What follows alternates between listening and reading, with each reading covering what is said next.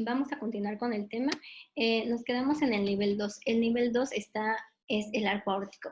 Entonces tenemos esta magnificación son el esquema y la magnificación. La magnificación de tomografía de tórax en corte axial con ventana paramediastina en fase contrastada, en la cual podemos observar a nivel del arco aórtico que en lo valorable de las relaciones del esófago se encuentra, se mantiene el retrotraqueal y la tráquea está lateral y a la derecha, y también del lado derecho va a tener a la vena ácigos y del lado izquierdo va a estar más en relación hacia la aorta ascendente. Pasando al nivel 3, este nivel,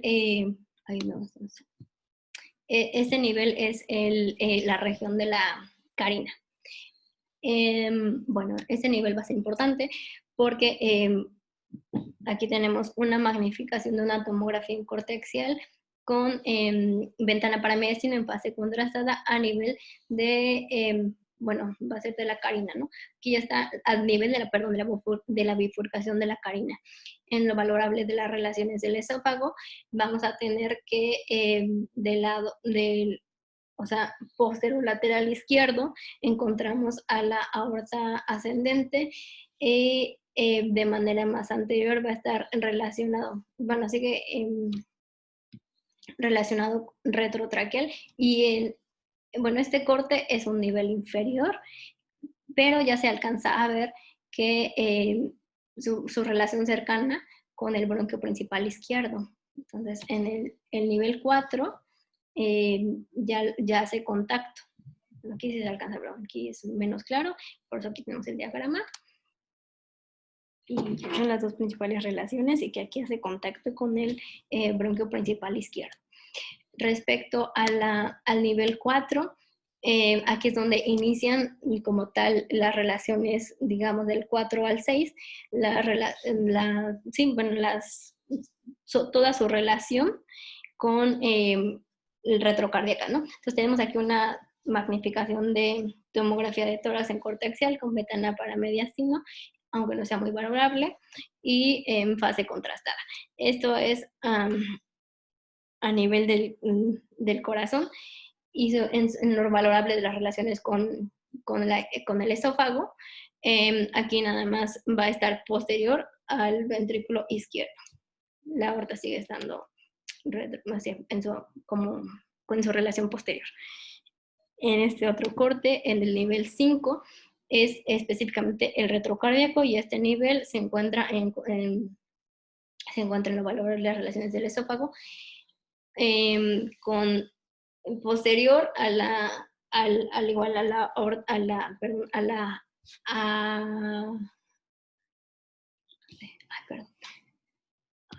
voy a agregar a alguien, disculpen. Sí, posterior a la aurícula izquierda.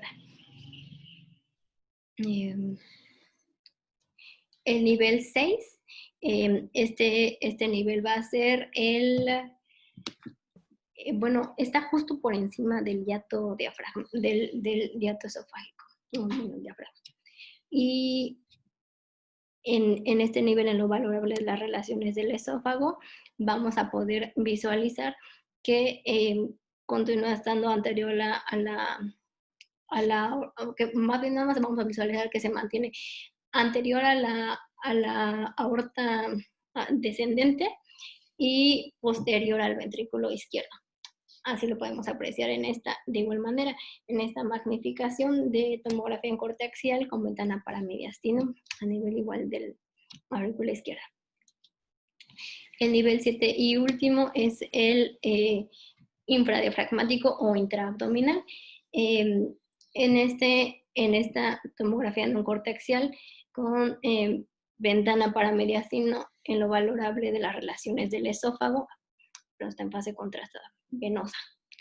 El valor de las relaciones del esófago, aquí pues únicamente a su paso por el diafragma, lo que menciona la literatura es que va a tender a lateralizarse hacia la izquierda para unirse con el cardias, que está a un nivel más abajo, y en su trayecto a través del diafragma va a mantener las mismas relaciones que mencionamos en el nivel previo. ¿Ustedes ven mi pantalla? No, Sí. no, Sainz. No. Como que te Es sacó. una pantalla blanca que dice tema de la reunión, hospedador, pero no se ve la diapositiva. ¿Ya la vuelven a ver? No. Negativo. Ok. Yo sí lo veo. Yo no lo veo, Sainz. Ok, Ahí está. ya está. Creo que ya. ¿No? Ya lo se ve la pantalla. Una disculpa, muchas gracias. El nivel... Sí, el nivel 7. En estas dos vamos a tener dos reconstrucciones de tomografía de tórax en fase contrastada en un corte a nivel del esófago. La primera en corte coronal y la segunda en un corte sagital. Bueno, en lo valorable de estas, vamos a poder dividir al esófago en 4. O sea, el esófago cervical, bueno, sí, su relación, el esófago cervical va a ir del músculo cricofaringio a la escotadura esternal, y esos van a ser los límites, y vamos a dividir al esófago en su porción torácica en 3. El del tórax superior, su límite superior va a ser la escotadura externa, y el inferior, la vena ácigos. Y posteriormente el medio va a ir de la ácigos hacia la vena pulmonar inferior, y el esófago terminal va a de la vena pulmonar inferior hacia la unión gastroesofágica. De igual manera, las mismas estructuras van a estar en relación con el esófago en un corte sagital con sus respectivos límites. Bueno, vamos a hablar del esofagograma, un poco iniciando con con respecto a los procedimientos radiológicos también del tubo digestivo. Las similitudes que tienen es que todos para su estudio van a tener una fase inicial con fluoroscopía, y siempre van a ser estudios contrastados por su densidad tan similar entre ellos, o sea, entre las estructuras adyacentes al tubo digestivo. Entonces, también otras similitudes, que las imágenes se registran durante el estudio por medio de fluoroscopía, y antes se usaba más que después. Actualmente la bibliografía dice que ya se hace cada vez menos. Bueno, va a ser importante el registro durante, porque pues van a ser órganos que están, digamos, o sea, tenemos que verlos en movimiento para valorar su correcto funcionamiento o disfunción. Bien, ahora, los medios de contraste específicos para el tubo digestivo van a ser radiotransparentes o radiopacos. Si juntamos estos dos, vamos a tener el doble contraste. Los radiotransparentes puede ser simplemente el aire diglútido, aunque también existen medios efervescentes como los cristales de gas de dióxido de carbono, o cristales de carbonato, y cristales de tanto citrato de calcio como de magnesio. Los radiopacos, y en lo que nos vamos a enfocar en este tema, vamos a tener dos: el sulfato de bario y el contraste de yodo hidrosoluble. Bueno, es yodado. El sulfato de bario es positivo o radiopaco. Esto quiere decir que vamos a ver todas las imágenes más oscuras. El medio de contraste, bueno, básicamente va a ser parecido a la tiza, va a ser insoluble el agua, es un coloide, y como bien dijeron el doctor Rincón, no interactúa químicamente con el organismo. Entonces, al no interactuar, tal cual se ingiere, tal cual va a ser eliminado. Entonces, por lo tanto, no va a tener tantas reacciones adversas, y si las presenta van a ser leves. Estas van a ser principalmente náusea, o puede o no llegar al vómito, y la segunda más frecuente es el dolor abdominal. Pues se expulsa vía rectal. Al mezclarla con agua obtenemos la suspensión coloide. Es importante esto de que es insoluble en agua, ya que siempre en la literatura marca que debemos de agitar el frasco antes de utilizarlo, o si lo vamos a diluir, agitarlo también. Entonces, en esta radiografía del sulfato de bario, vamos a ver que la marca B aquí es, después de algunas horas, una separación mínima, comparado en 24 horas más tarde. Todo lo más radiopaco va a ser solo el contraste, y lo demás agua. Entonces, por eso es la importancia de agitarlo correctamente. Las preparaciones de bario se van a dividir en diluido y espeso, como también nos especificó el doctor Oliver. El diluido va a ser una porción de agua y una porción de bario. Es una relación 1 a 1, o bien hay soluciones ya preparadas que el 60% es bario y el resto es agua. Estas van a funcionar para todo el tubo digestivo, principalmente la serie esófago-gastroduodenal. El bario espeso, por su parte, va a tener de 3 a 4 porciones de bario por una de agua. Y esta va a ser específicamente para el esófago. Esto es porque desciende lentamente y tiende a recubrir en su totalidad la mucosa. Algunos también, que también ya vienen con el preparado, así como el 60%, hay preparados del 98% de bario. El doble contraste ya lo comentamos, es un medio radiopaco más el transparente, y esto se puede lograr utilizando, haciéndole algunos agujeros al popote para que durante quien quiera la solución baritada también degluta aire y haya una mejor definición de las estructuras. Esto se va a utilizar principalmente cuando queremos ver pólipos, divertículos e incluso algunas úlceras. El esofagograma tiene indicaciones que por lo general van a ser las alteraciones anatómicas o trastornos motores, así como el reflujo, el patología como ERGE, esófago de Barrett, y aquí extraño le faltó X, una disculpa. También en caso de disfagia o varices esofágicas. Es menos común que se pida para carcinoma, pero también se llega a pedir. ¿Por qué es menos común? Porque en carcinoma, se me olvidó mencionar cuando hablamos de tomografía, una de la importante relación que tiene el esófago con el bronquio izquierdo, principal izquierdo, esto es porque en los carcinomas algunas veces, sobre todo los broncogénicos, tienden a fistulizarse a este nivel. Entonces, si hay fístulas o riesgo de fístulas o se sospecha de algo así, tanto a ese nivel pulmonar o de alguna perforación esofágica en cualquier nivel, va a estar contraindicado el bario, ¿no? Entonces, esto es porque sí causa irritación de las mucosas, a lo mejor en caso de una perforación esófago-cervical, mediastinitis, y en caso del abdominal, peritonitis. Eso causaría.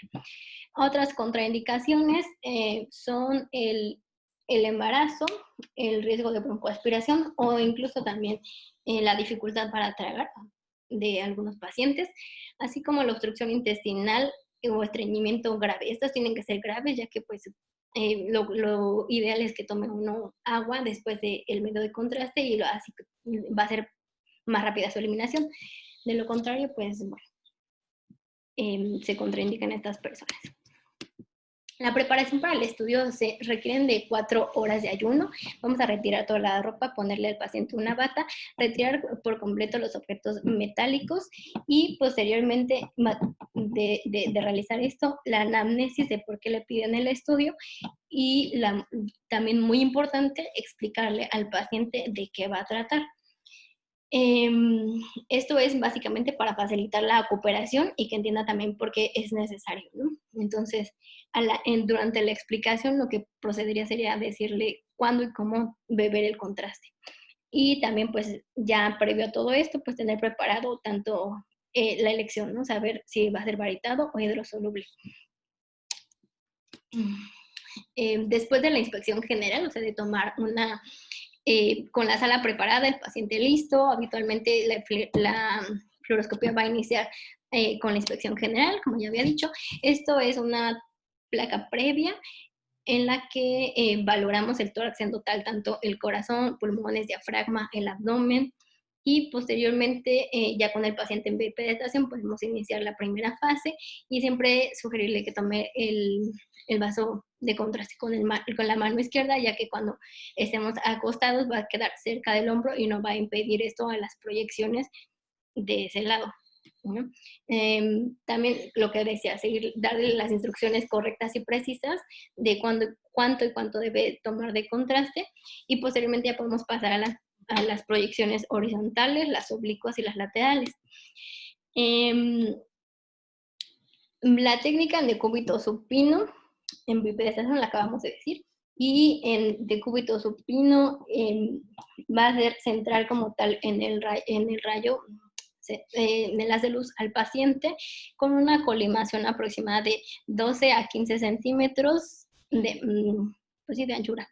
Y en todos vamos a sostener con el lado y con el brazo izquierdo el medio de contraste, y en cada una solamente va a cambiar la posición de AP, lateral o oblicuo anterior derecha.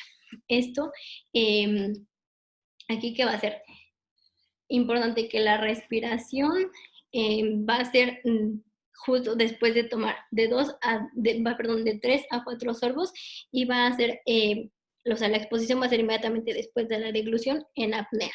Entonces, pedirle al paciente que no respire. En caso de las oblicuas, se rota generalmente de 35 a 40 grados respecto a la posición de decúbito prono, o sea, hacia el lado, ya sea como al lado que se desea, derecha o izquierda. También vamos a tener unos ejemplos aquí, digo nada más para ejemplificar, ¿no? Cómo se vería una y cómo se vería la otra. La primera es un esfogograma en una proyección antero-posterior, en la cual el contraste es positivo y no se ve ninguna, digamos, defecto de llenado en todo el trayecto esofágico.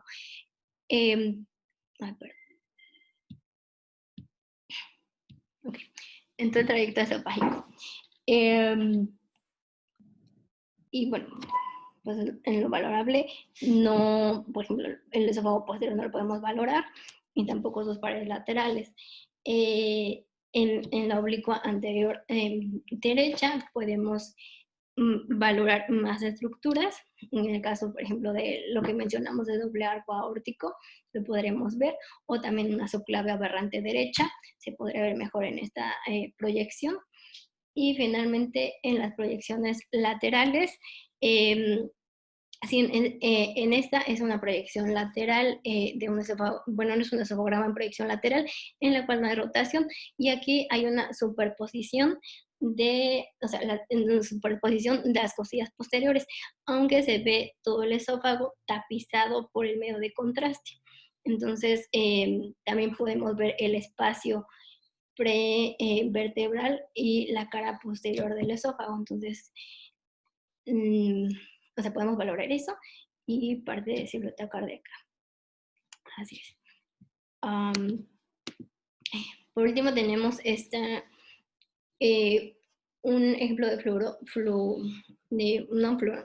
fluoroscopía en una mecánica de deglución, en la cual, pues, como ya explicamos, vamos a tener el bolo a nivel de la boca, puede ser simulando la masticación, y una vez que este pase y toque el velo del paladar, va a descender y va a relajarse el esfínter esofágico superior, ocluyendo también la glotis cerrando la epiglotis para evitar el paso hacia la vía aérea, y posteriormente, cuando termine la fase faríngea, vamos a tener de 1 a 1.5 segundos para que vuelva a contraerse el esfínter esofágico superior y se relajen los músculos masticatorios y los músculos faríngeos. Una vez que pasa el medio de contraste hacia el esófago, en su porción superior, va a iniciarse las zonas peristálticas primarias, posiblemente las secundarias, y vamos a hablar con ello a las alteraciones de la motilidad. Estas van a dividirse entre hipertónicas o hipotónicas. Esta clasificación depende del espasmo. Entonces, las hipertónicas, como son la calasia, el esófago cascanueces, que puede ser una variante aislada o parte de la calasia tipo 3, así como el espasmo esofágico difuso, y algunas hipotónicas como esclerodermia y el presbiesófago. Vamos a ver únicamente las dos, que no invaden las clases siguientes.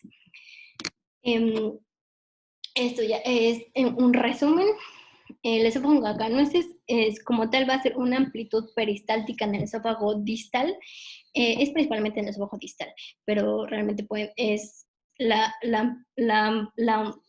aumento es en todo el trayecto, aunque principalmente es distal. Y va a caracterizarse por ondas que tienen una presión mayor de 180 milímetros de mercurio. Y como tal, estas ondas, bueno, este aumento en la presión va a causar un dolor torácico retroesternal similar a un infarto, el cual pues también como el infarto es intenso y súbito.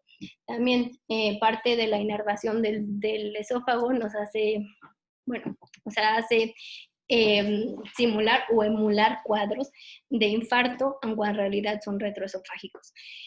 Su diagnóstico es por manometría. El espasmo esofágico difuso, por su parte, van a ser contracciones simultáneas no peristálticas y las cuales son intermitentes. Esto en respuesta a la deglución. Algunos, no sé, bueno, si todos hemos tenido un espasmo esofágico al tomar cosas muy, muy frías. Entonces dicen, ay, hasta me duele la cabeza. Esto es de manera fisiológica a los cambios dentro de nuestros nociceptores y baroreceptores, digo mecanorreceptores, del esófago tienden a contraerse al mismo tiempo y esto genera dolor y disfagia. Entonces también lo hemos tenido y no precisamente es como una situación patológica permanente. El presbiesófago, o también llamado trastorno inespecífico de la motilidad del esófago, es por definición una disfunción de la motilidad asociada al envejecimiento. Su cuadro clínico van a ser las contracciones terciarias y disminución del peristaltismo primario. Esta disminución pues va a ser realmente permanente y va a aumentar, si ya la tenemos, con los años. Más bien va a empeorar con los años. Y también su diagnóstico es por manometría. La única que podemos ver cómo definir o caracterizar mejor por esofagograma es el espasmo. Y el estudio debe ser tomado al momento de tener el espasmo. Como ejemplo tenemos este esofagograma con medio de contraste positivo con sustracción digital en la cual se observa en la cual se observa en esta magnificación un aumento en el calibre del esófago y múltiples ondas, bueno, son ondas. Y el esófago con lobulaciones, en lo cual, bueno, van a estar bueno, este hallazgo va a estar en relación a un esófago en sacacorchos, o sea, por su similitud con el objeto, ¿no? O también hay quienes lo llaman en cuenta de rosario, si estas fueran más simétricas de un borde con respecto al otro. En esta es una proyección oblicua, oblicua anterior izquierda. Y del lado contralateral, esta es una magnificación, del lado contralateral vemos el estudio completo de esofagograma y señalado con los mismos hallazgos. Por último tenemos este esofagograma, bueno, ejemplo de esofagograma con el cual es positivo a contraste con sustracción digital en proyección oblicuo anterior izquierda. Esta igual no hay ningún efecto de llenado al paso del medio de contraste. Sin embargo, bueno, llama la atención todas las líneas irregulares, que los trayectos sinuosos que están en los bordes esofágicos. Y esto, la primera vez es que en la primera esofagograma, con esta imagen, esquematiza como tal las ondas peristálticas intermitentes que son simultáneas, o sea, están simultáneas a lo largo del esófago. Y del lado contralateral, en un esofagograma, del mismo paciente, podemos observar que son intermitentes, ya que aquí comienzan y en lugar de seguir, de permitir libremente paso de contacto, de contraste, perdón, se interrumpen. Esto en relación a un paciente anciano con un presbiesófago. Estos, bueno, nuestro comentario deberían ser cronológicamente simultáneas y descendentes, como las ondas peristálticas primarias. Y eso sería todo.